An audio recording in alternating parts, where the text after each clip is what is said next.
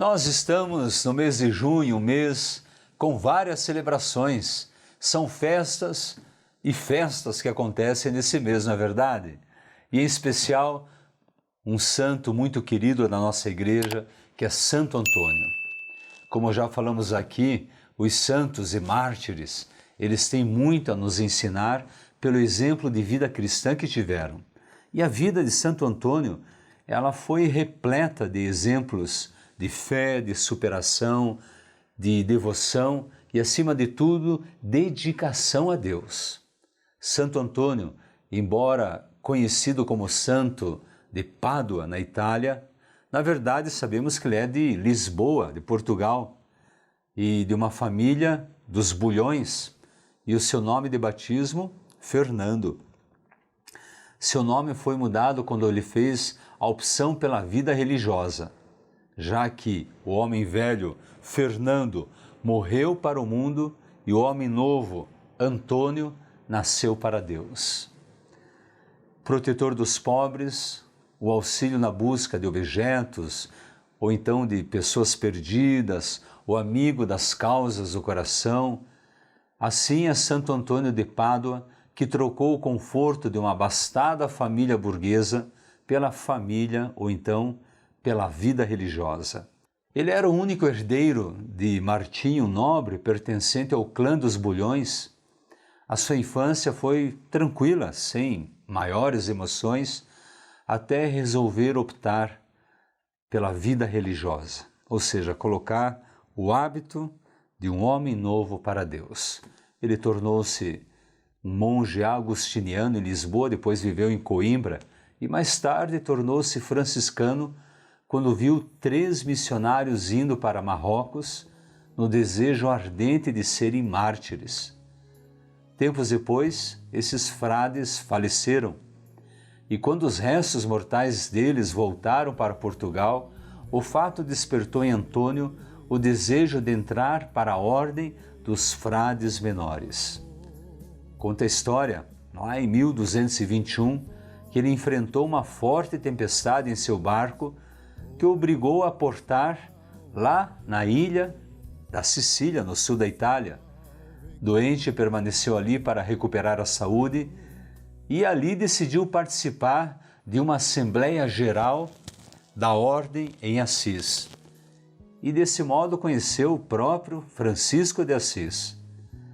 É difícil imaginar a emoção de Santo Antônio ao encontrar o seu mestre e inspirador, um homem que falava com os bichos e recebeu as chagas do próprio Cristo em seu corpo. Infelizmente, não há registro desse momento tão particular da história do cristianismo. Sabe-se apenas que os dois santos se aproximaram mais tarde, quando o frei Antônio, português, começou a realizar as primeiras pregações. E que pregações, viu? Santo Antônio, ele era um orador inspirado. As suas pregações eram tão disputadas que chegavam a alterar a rotina das cidades, provocando assim o fechamento adiantado de estabelecimentos comerciais. Ele morreu aos 36 anos, mas a sua fama de santidade espalhou-se rapidamente não só pela Europa, mas por todo o mundo. E a ele atribuía-se a rápida disseminação da santidade de Antônio.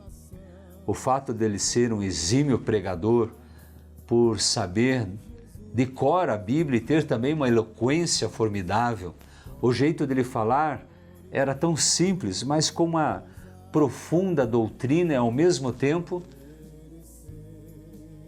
ele era acessível à população. Nessa época, o norte da Itália, o sul da França estavam como que contaminados por heresias.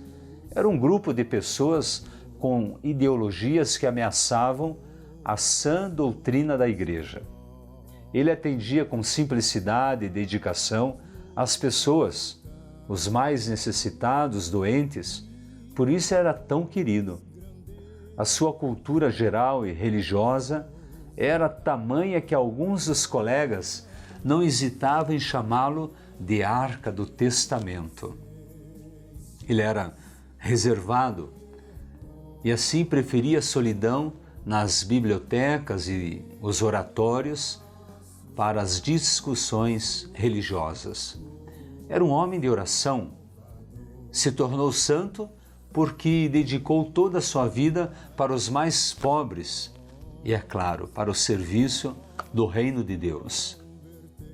São diversos fatos que marcam a vida desse santo, mas um especial era a devoção a Nossa Senhora. Em sua pregação, em sua vida, a figura materna de Maria sempre esteve presente. Ele encontrava em Maria, além do conforto, também a inspiração de vida. O seu culto, que tem sido ao longo dos séculos um objeto de grande devoção popular, é difundido por todo o mundo. Santo Antônio é, sem dúvida, o santo dos milagres. Casamenteiro também. A sua relação de milagres, iniciada em vida, lhe valeram a canonização em menos de 1 ano. E na história da Igreja, a mais vasta e variada. De santo casamenteiro a santo restituidor do desaparecido, passando por livrador das tentações demoníacas, a Santo Antônio tudo, mas tudo se perde. Que linda vida dedicada a Cristo e ao reino de amor aqui na terra. Que Santo Antônio seja inspiração para todos nós, pela sua fé, pela sua devoção mariana, pela sua vida de trabalho em prol daqueles que mais necessitavam. Em sua simplicidade, hoje é um dos grandes nomes da Igreja Católica no mundo inteiro. Por isso, neste mês, sobretudo no mês de Santo Antônio, peçamos sempre a sua intercessão e, por que não, sigamos os seus passos. Até o próximo encontro. Paz e bem, força!